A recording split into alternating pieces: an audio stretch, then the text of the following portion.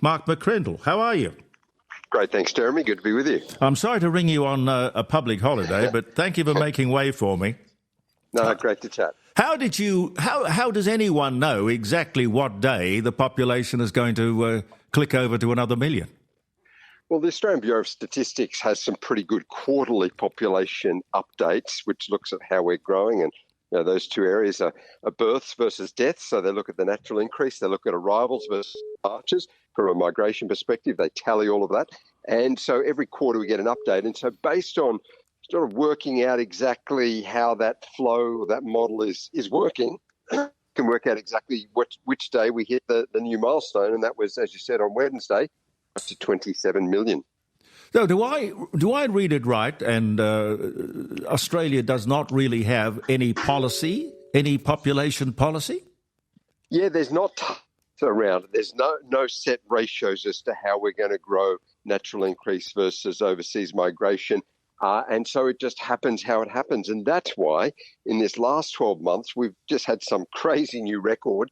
We increased by 624,000 people, which was not only bigger than the previous record, which is all the way back in 2009, but it beat it by 41%. So this is an all-time record at an all-time record rate.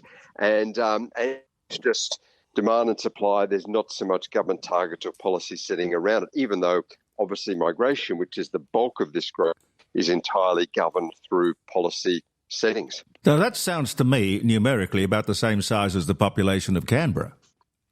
Well, exactly, or Tasmania. We've grown New Tasmania in a year, and it used to take us about 3 to 4 years to add 1 million people. We're doing it now every 18 months or so. So it certainly is unprecedented population growth. So what I read a while back that we would hit a population of 28 million in 2045. That's going to happen next year by the look of it. Exactly right. So we're 20 to 30 years ahead of the models of just 20 to 30 years ago. So, and of course this matters because all of the land zoning and planning at local government level, development of hospitals, airports, rail, it's a 20-year time frame to plan that out. They're looking at what the population will be in 20 years. And if the population forecasts were so off, or more to the point, if the current population increases have been so rapid, then no wonder we've got some shortfalls and some infrastructure bottlenecks. Indeed. It doesn't sound like the opposition has a philosophy or an approach to this that's any different from the government. Why have we allowed ourselves to be governed by people who don't have a plan? Well, they do get a benefit from population growth. It does boost the economy. There is an economic boost that comes from the domestic demand. The universities are loving it because many of these people coming in are students, overseas students, and that's a good earner for the universities and for the nation. You've got a lot of businesses, particularly large corporates, that are really relying on overseas migration from a skills perspective and plugging gaps that they're not finding locally. So there's reasons for it, but it's at a community level, it's at a local level, it's at those looking to buy a home or thinking about their kids that are suddenly the ones that are paying the price for this record growth. So it's a cost of living. It's an irritant to the cost of living, which is apparently the main thing that we are thinking about and worrying about. Well, exactly. It certainly drives that. And if we're wondering why house prices are going up so much and why it's hard to find a rental vacancy, it does come back to this demand way above supply. And even though there's some federal government plans to build, you might have heard, 1.2 million homes over the next 5 years. Well, the average household is 2.5 people in size. You take the 624,000, that means we need another 250,000 homes per year to accommodate the recent growth that we've had. And if you multiply 5 years of 250,000, that's 1.25 million homes we need just. Are you there, Mark? Tony had dropped out. I think we're going to have one of those mornings, It just dropped out. I don't know whether we can. We'll ring him back. Yeah, we'll ring him back. That's probably the idea. There's a lot to talk about today. I couldn't believe the statues and the defacing of monuments that occurred in Melbourne because of, I imagine, Australia Day. Cannot believe that. And yet it's the anniversary of the tall ships coming into Sydney Harbour, which saw 1 million people come out and applaud. Don't understand what's going on there. Phone's ringing.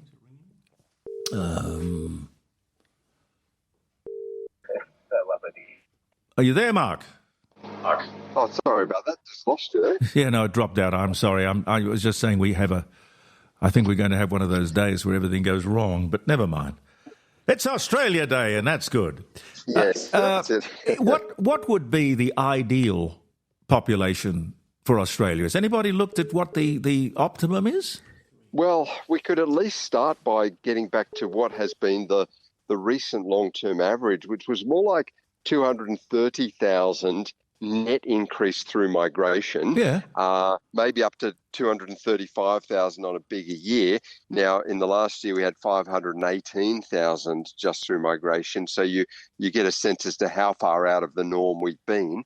I think if we got back to some of those years, because that's been sustainable now over about 20 years, yeah, and that also allows a bit more of the natural increase to come up. You see, right at the time we've got record migration, we've got record low birth rates, and the two are linked. Because if young couples can't afford a home, if they can't afford to move out of their parents, if they're in a rental apartment, they'd love to get a home and maybe expand their family, but can't afford that, well, no wonder the birth rates are so low and the families are so small. So if we get the migration on a bit more of a sustainable pathway, you're more likely to get an increase in natural increase and balance out those growth factors. Well, why wouldn't, if it was sort of an unknown as to what the consequences of rampant, uncontrolled immigration and population growth would mean, wouldn't it be natural and normal for a government to take it cautiously and say, well, we're going to bring this back to a level, as you've just said, that we know about, that we can manage comfortably?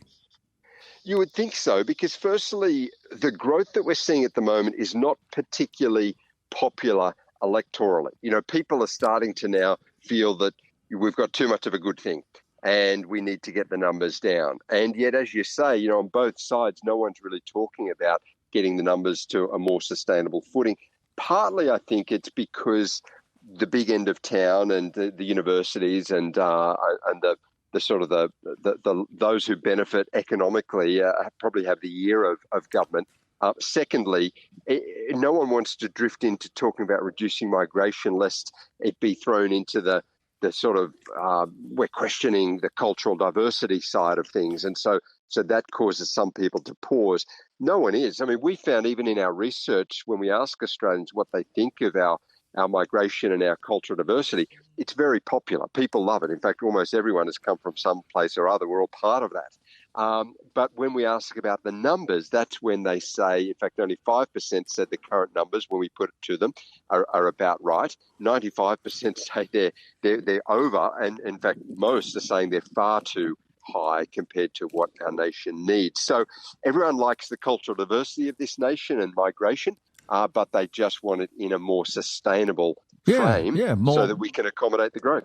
Take it in bite-sized pieces. Don't stick the whole thing in your mouth. I mean, somewhere in the cupboard, there's got to be a full house sign that we can hang out there. Well, yeah, and just to you know, growth is a good thing. I mean, we wouldn't want to be in a situation like, well, some nations like Japan, where they're getting close to population contraction. They've got a very rapidly aging population. They've got no natural increase to speak of and no migration history either. So that can create an economic stagnation. We wouldn't want that, but we're not going to get that. I mean, we're growing. We're one of the fastest growing nations in the Western world. We could easily pare back the growth. The models were saying we would probably be around now just under 1% growth. Instead, we're 2 and a bit times that at 2.4% increase per annum.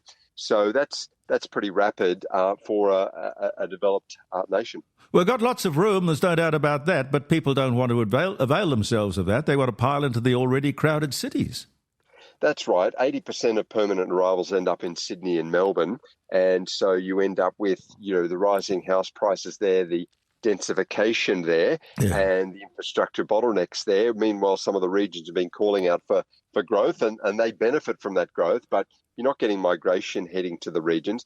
Now, they've had a bit of a bonus over the last few years since the pandemic, with a lot of Australians relocating to regions for lifestyle and affordability motivations. That's been great. but there's certainly more room in the regions, more opportunity to expand and rebalance our population. But it can't just be a story of Sydney or Melbourne taking the bulk. Yeah, well, one of the things that people say about Adelaide, and I, coming from Sydney, just loved about Adelaide, was the quality of life. And the quality of life seems to have something to do with the number of people. You know, you don't want 14, 15 people all trying to get the same parking spot that you want, or the same seat in the theatre, or... Exactly right. And I think South Australia is a great example of sustainable growth. It increased by about 30,000 people in the last year. It increased by, in percentage terms, 1.7%. Now, that's manageable. That's sustainable. Southeast Queensland is growing by more than twice that, 2.5 times that rate. And it's you know, Victoria is growing very solidly now. Big growth in Perth, and so it's about growth as beneficial. Of course, it leads to jobs in construction and infrastructure and demand, but growth that is manageable. Otherwise, you end up with a red hot economy. Thank you very much for your time, Mark. I much appreciate it. Great to chat, Jeremy. Thank you. All the best, Mark McCrindle, ladies and gentlemen.